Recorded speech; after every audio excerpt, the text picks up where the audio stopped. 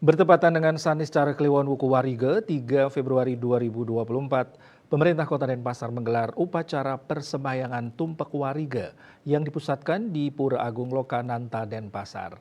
Sebagai rasa syukur kehadapan Ide Sang Yang Widiwasa atas karunia yang telah diberikan berupa tumbuh-tumbuhan. Upacara persembahyangan Tumpek Warige dihadiri Wali Kota Denpasar I Gusti Ngurah Jayanegara, anggota DPRD Kota Denpasar, dan segenap pimpinan OPD di lingkungan Pemkot Denpasar. Kegiatan Rahina Tumpek Warige Kota Denpasar dipusatkan di Pura Agung Lokanata Denpasar Utara, dipuput oleh Ide Pedande Putu Masidemen dari Gria Sarisanur.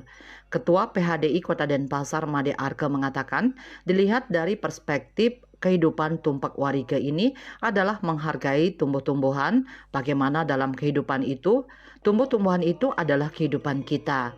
Tumpek Warige merupakan hari diperingatinya rasa syukur atas berkat Tuhan dalam wujud tumbuh-tumbuhan.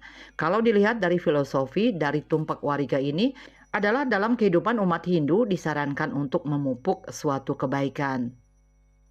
Bisa berkumpul bersama-sama dengan Pak Wali Kota untuk melaksanakan upacara terkait dengan Tumpek Warige.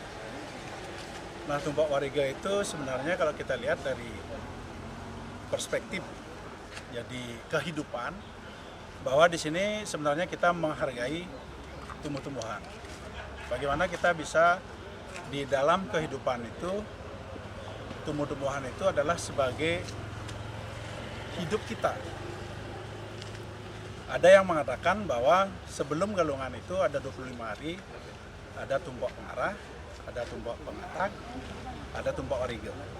Nah, sehingga dalam konsep agama Hindu, ketika kita merayakan kemenangan Dharma melawan Adharma, kita bisa menjalankan satu proses yang disebut dengan bagaimana kita juga menghargai tumbuh-tumbuhan itu agar ketika kita mendapatkan kemenangan Dharma melawan Adharma, kita bisa melaksanakan secara euforia terkait dengan buah-buahan.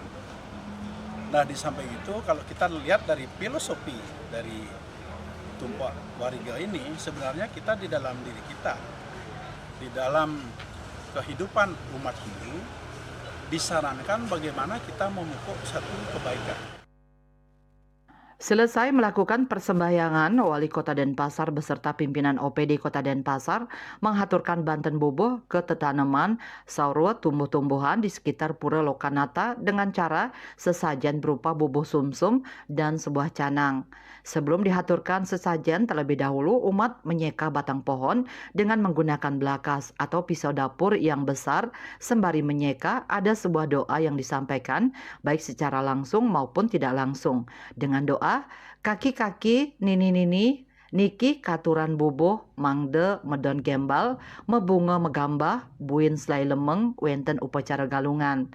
Mangde medon mebunga miwah mebuah nged nged nged.